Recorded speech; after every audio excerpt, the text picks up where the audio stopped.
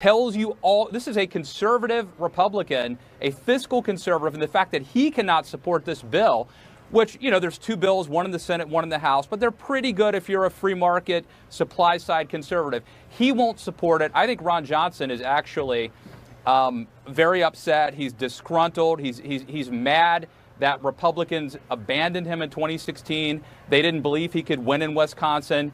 He feels like he owes them nothing. Like, the backstory doesn't matter that much. But, if this one guy could basically derail the entire plan for tax reform, it's pretty stunning what's happening right now.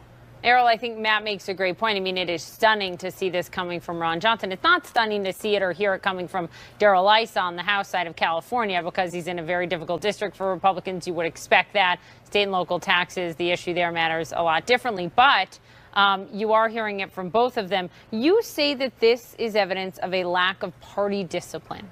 Yes, that's exactly right. If they had had an opportunity to really shape these issues and come into this process with some kind of unity around what it is they actually want, they'd have a much better chance of actually succeeding. The reality is, though, they've never decided within the Republican conference. And the thing that I think dooms this to likely failure is that they're trying to do it without a single Democratic vote on either the House side or the Senate side. And that is just a bridge too far. I mean, if it's going to be modeled on the last big tax reform, which was in the 1980s under Reagan, right, it took him more than a term. Yep. It had a ton of Democratic input, a ton of Democratic votes. The reality is they haven't decided within their own conference what it is they actually want. They want deficit reduction. They somehow want to kill Obamacare along the way. They want to make sure that it happens without any Democratic input at all. The votes are simply not there.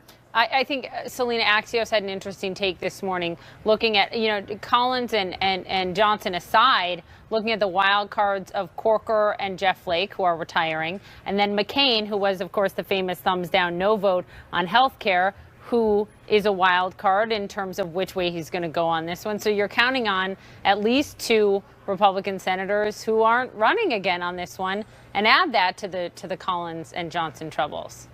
Right. I mean, there's a certain power and ability to do whatever you think is right outside of the constraint of politics when you are a lame duck member, elected official. You don't have any political consequences. I think what's really interesting that I found yesterday, certainly by accident, I was out in West Virginia talking to voters, and I asked them, how do you feel about all these different sort of points of view and all this tugs and pulls? They actually thought that it was good for them because it gives them the ability to see what sort of the concerns are from a bunch of different states, and to see how they get to the eventual bill if they actually get there. So they had a different point of view, and I thought that was pretty interesting. They're enjoying the sort of transparency and the back and forth because they get to see how they benefit or don't benefit from it. Sure. Selena, you're great about always getting out across the country and talking to the voters about this. Last Friday, when I was in Michigan, I was surprised at how many really blue-collar Republicans, workers, told me, we're okay with the corporate tax cuts because we think it's going to trickle down to us. It was their belief. Let me stay on you, Selena, on Roy Moore, because you have a really interesting take on where we're at with this Alabama Senate candidate. And your take is how revealing it is, the mistrust of the media, that people are willing there to give him, despite these now 7 allegations, the benefit of the doubt completely over the mainstream media. Right. I mean, that's to me is like the soul of the problem in this story, in that voters we'll just put it in Alabama, voters in Alabama, but this is across the country and it's across both parties.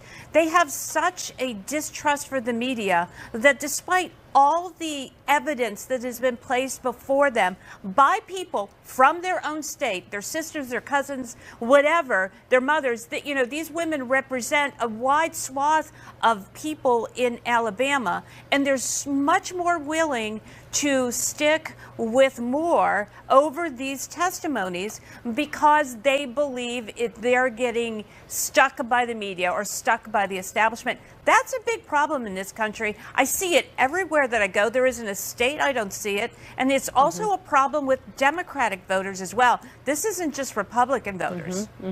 Errol? Well, I mean, look, journalism, of course, especially at this level, is not a popularity contest. So nobody should be surprised. I'm sure the Watergate reporters weren't all that popular. I've worked on stuff for about 30 years, and it's never a popular thing to point out that someone is corrupt or someone is involved in a scandal or somebody is not telling the truth to the public. The public doesn't necessarily want to hear that or know that. That, unfortunately, is not quite relevant to what has to be done here.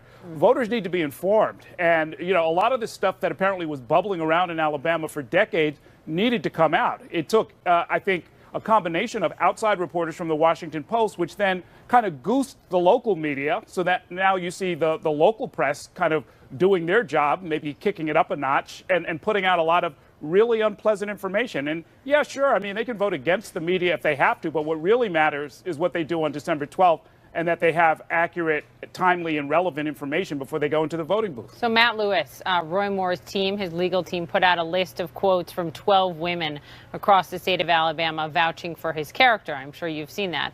So my initial thought was this morning, let's have them join us on the show. So our team called every single one of them, couldn't get through to every one of them, but the few that my producer did get through to hung up on her, said they didn't want anything to do with her, didn't want to talk to her. So I mean, that just goes to show, whether they don't like CNN or the media or what, but we want to hear their stories. Right. No, I think that Roy Moore's team is very clearly trying to run